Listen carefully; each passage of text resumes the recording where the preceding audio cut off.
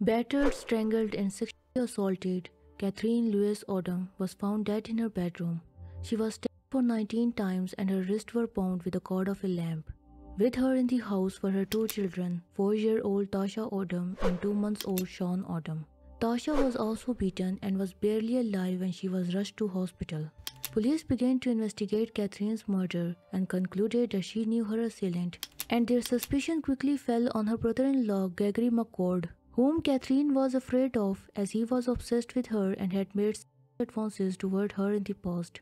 Police were sure that Greg Markwardt was the perpetrator behind Kathryn's brutal murder, but it took them nearly 2 decades to prove anything against him, and he was brought to justice.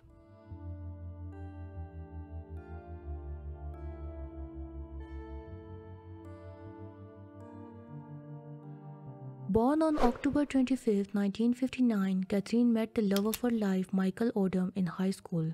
The young couple had a tumultuous beginning as both of them were involved with drugs. In 1977, Michael was charged with possession with an intent to deliver when he was caught selling heroin to an undercover cop. He pled guilty and was sentenced to 6 years in prison, but he was out after 2 years and got married to Kathryn in 1980. Then in 1983, Michael again landed himself in trouble with law when he was arrested for driving under influence. That same year, the couple had their first child, who they named Tasha Odom. This child turned out to be a blessing for the once troubled couple, as after she was born, Michael and Kathryn got rid of their personal demons and were doing good for themselves. Kathryn and Michael adored their kids, and those who knew them described the couple as loving parents who would not balk from doing anything for their kids.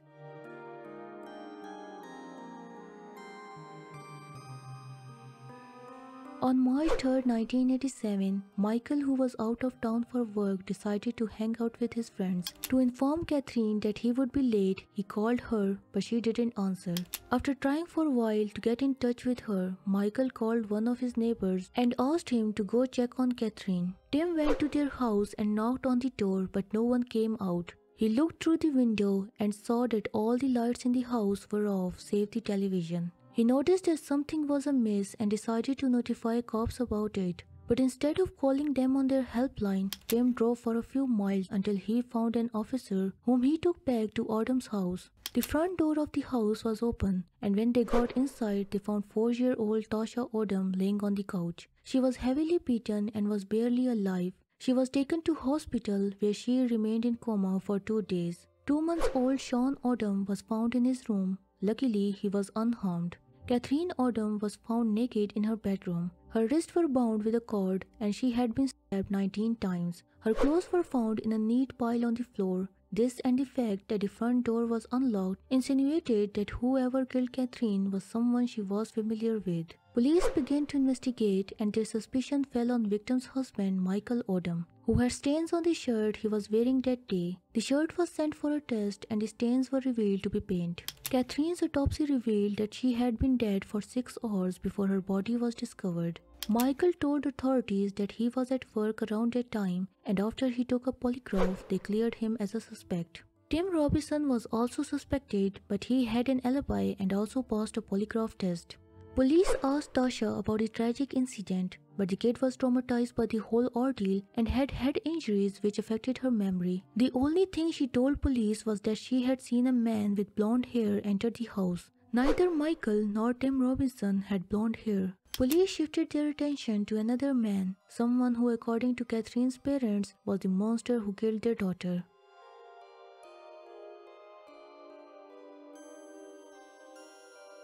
Born on November 11, 1952 in Harris County, Texas, Gregory Markwardt was raised by his wealthy aunt and uncle. He was addicted to drugs and was a close friend of Michael Odom. He was once married to Michael's sister, but the couple divorced in the early 1980s, and after that Michael introduced him to Kathryn's sister Shelley, and the two began to date. It was after meeting Greg that Shelley began to indulge in drugs. She would steal money from her parents and often found herself in trouble with law. The couple tied the knot in 1983, and in 1985 they pled guilty to a drug possession charge and was sentenced to 8 years of probation. Greg and Shelley were ordered to serve 2 years in prison after a drug test came positive. Released from prison in 1987, Greg and Shelley would often show up at Odom's house unannounced, and Kathryn wasn't happy about their visits, as shortly before she was murdered, Kathryn reportedly told one of her friends that she was afraid of her brother-in-law. And during one of their visits, while Shelley was playing with the kids in the other room, Greg came onto her. Frank and Charlene Martin had their suspicion about Greg from the start, as after a visit from Greg in the hospital, Charlene noticed that Tasha was afraid for the rest of the day. 2 days after Kathryn's murder, Frank Martin received a call in the middle of the night from the staff of the hospital Tasha was admitted in. They told Frank that Greg and Shelley were there to visit Tasha. Suspicious of Greg, Frank told the staff to not allow admittance. Gregory Markwardt was interviewed by the authorities, and when they asked about his whereabouts on the night Kathryn was murdered, he told them that he was with a man named Hampton Robinson III, the same Hampton Robinson who was friend with Charles Harrelson and testified against him at his trial for the 1982 murder of federal judge John H. Wood. Shelley told police that Greg dropped her off at her school around 10:30 a.m. and picked her up at 2 p.m. on March 3, 1987. This meant that Greg had a period of 4 hours in which he could have killed Kathryn. Police asked Greg to take a polygraph test, but he refused to comply and hired an attorney. Greg was acting suspiciously as during an interview with police, he asked to leave to put money in a parking meter and never came back.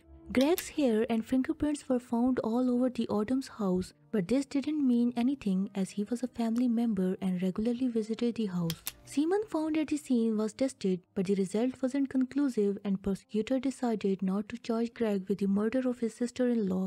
In 1999, 12 years after Kathryn was murdered, a cold case squad was formed and they reopened her case. They compared Greg's DNA with the samples collected from the crime scene 12 years ago. At this point, these samples were highly degraded and were not enough to provide a 100% match, but the results showed that Greg was among the top 2% of the population that DNA could have belonged to. At this point, Greg openly admitted of having an affair with Kathryn, but he denied any involvement in her murder. He said that he met with Kathryn on the morning of March 3, 1987. According to him, Kathryn was alive when he left her home that day. No one bought his story and investigators sought the help of Orchard Cellmark, a Dallas-based forensic laboratory which used trace evidence DNA technology to lift Greg Markwardt's DNA from the cord which was used to tie Kathryn's wrist. According to Kathryn Long, the forensic scientist who worked with investigators on this case, the process of lifting Greg's DNA from the cord was extremely delicate because Kathryn's blood was also present on it. With this linking Greg to the murder scene of his sister-in-law, police had no doubt who they were looking for, and in 2002, police apprehended 50-year-old Gregory Markwardt and charged him with the murder of Kathryn Louise Odom. He maintained his innocence, and a few months after he was charged with the murder, the aunt who raised him died and left him a hefty amount of money and part ownership of her house. In order to prevent him from using these funds toward his defense, Kathryn's parents filed a wrongful death suit against Greg, and he wasn't able to obtain his inheritance. While in jail waiting for his trial, Greg confessed to a cellmate and told him that he was under the influence of drugs when he went to Odom's house on March 3, 1987. He said that he came on to Kathryn, who rejected him. Angrily, he began to beat Tasha and threatened to kill her if Kathryn didn't do what he asked of her. In order to save her kids, Kathryn agreed. After bounding her with a cord, Greg sexually assaulted her and killed her in front of her kids. In July of 2004, Gregory Markwardt was convicted of murdering his sister-in-law Kathryn Odom, and the judge sentenced him to 45 years in prison. In June of 2008, Gregory Markwardt, at the age of 56, died of lung cancer.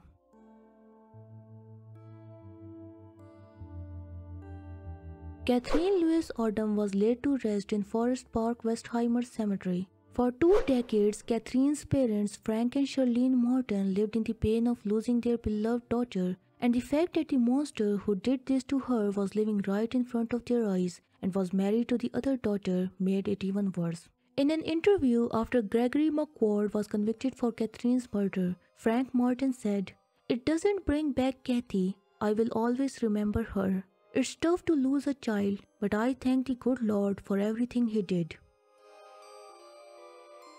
That's all for today's case. If you like this video, hit the like button. Leave a comment if you have any suggestion. Subscribe if you haven't subscribed so you're never gonna miss any of our future uploads. Share it with your friends and family. Stay tuned for our next video. Until then, goodbye.